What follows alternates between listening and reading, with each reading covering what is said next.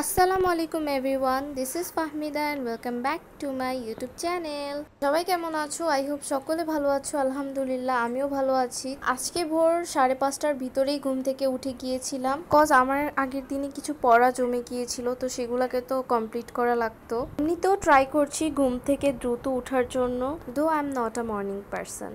ঘুম থেকে উঠেই ফ্রেশ হয়ে এখন এক গ্লাস পানি খেয়ে নিচ্ছি। সকালবেলা ঘুম থেকে উঠে এক গ্লাস পানি খাওয়া অনেক বিরক্তিকর একটা কাজ। সামটাইমস আমি তো এটাকে স্কিপ করে দেই। অ্যান্ড আজকে যেহেতু অনেক দ্রুতই ঘুম থেকে উঠে পড়েছি, দ্যাটস ওয়াই হচ্ছে যাতে ঘুম না আসে তার জন্য আর কি এই অ্যাক্টিভিটিসগুলো করলাম। পড়া শুরু করার আগেই আমি আমার স্টাডি প্ল্যানারটা মেক করে ফেলবো। তোমরা এখানে আমার অনেকগুলো ইনকমপ্লিট জার্নাল দেখতে পাচ্ছ। সময়ের অভাবে আমি এগুলাকে কমপ্লিটই করতে পারছি না।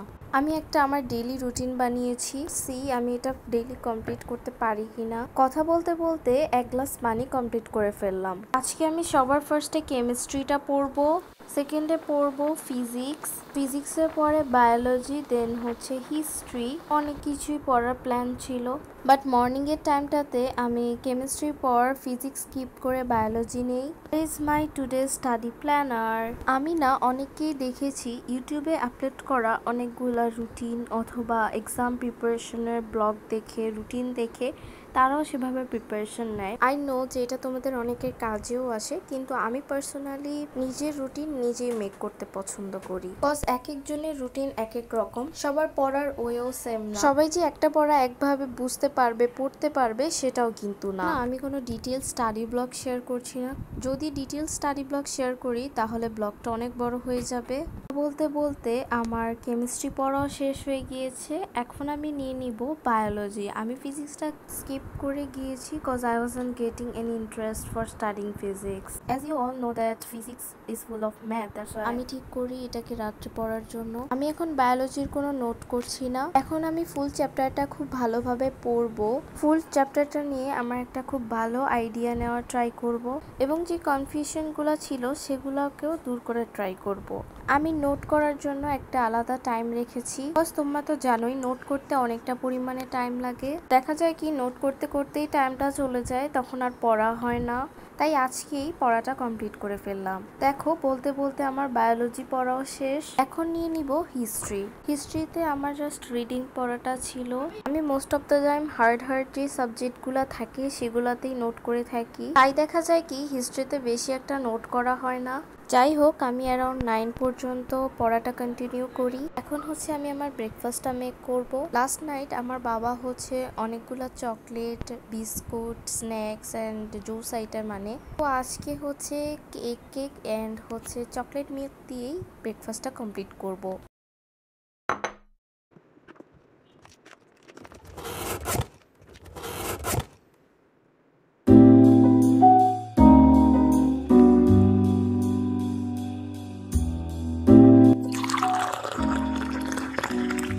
তো এই তো ব্রেকফাস্ট তো রেডি হয়ে গেল।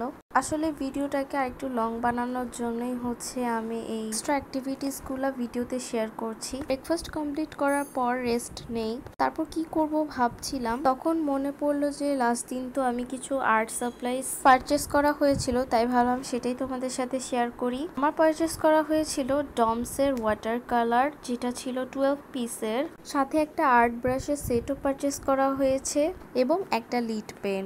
তোমাদেরকে এখন আমি ডমসের ওয়াটার কালারটা ওপেন করে দেখাই। এই সেটটাতে বেসিক কিছু কালার ছিল, এন্ড আমার এটা পারচেস করা হয়েছিল আমার ছোট ভাইয়ের জন্য।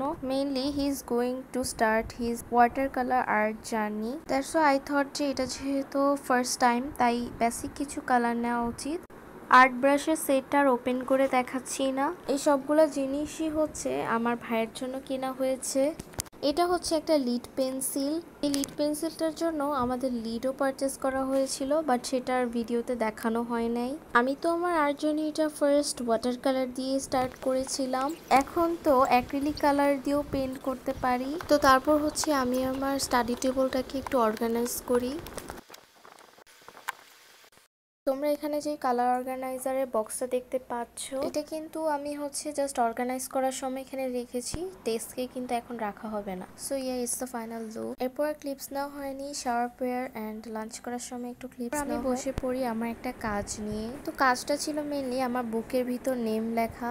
বুক পারচেস করা হয়েছে আমার অনেক আগে, কিন্তু নেম রোল লেখার টাইমটুকু হয়ে ওঠেনি। তোমরা হয়তো বা ভাবতে পারো এটা কি। তো এটা হচ্ছে একটা স্টিকার যেটার ভিতর আমরা আমাদের নেম রোল অ্যান্ড আদার যে জিনিসগুলো সেগুলো লিখবো। তো দেখো আমার হচ্ছে সবগুলো বুকের ভিতর লেখা হয়ে গিয়েছে।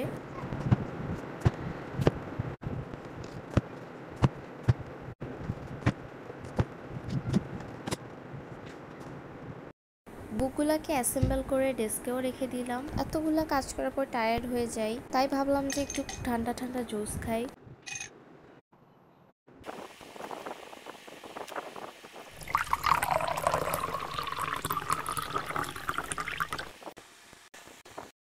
তো আমার আম্মু হচ্ছে রিসেন্ট একটা ফোন কিনে, তো ভাবলাম তোমাদের সাথে এটা ওপেন করে দেখাই। যেদিন কিনে সেই দিনের ভিডিও এটা। আমার আম্মু হচ্ছে ভিভো ফোন কিনে, অ্যান্ড আম্মুর আগের ফোনটা ছিল স্যামসাং। ওইটার ভিতর অনেকটা প্রবলেম ছিল, দ্যাটস ওয়াই এটা কিনা হয়। তো ফোনটা হচ্ছে আমার বাবা কিনে নিয়ে আসে। তো তারপর হচ্ছে বাসায় আনার পর আমরা চেক করছিলাম।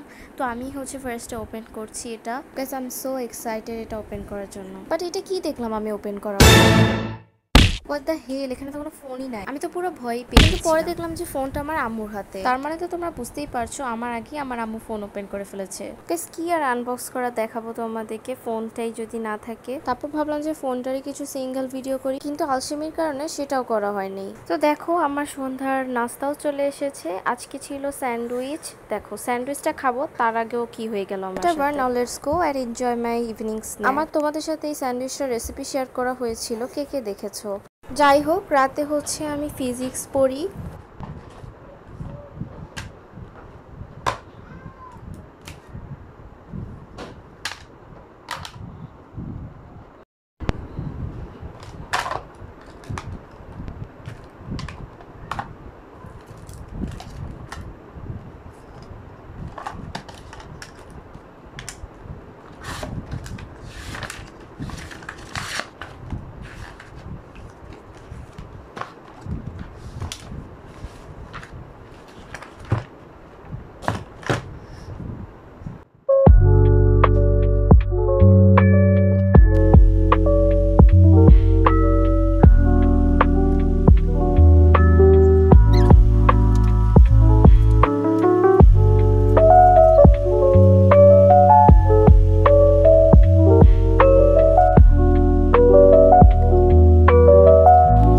আমার সব পড়া কমপ্লিট করার পর হচ্ছে বায়োলজি নোট করতে বসি।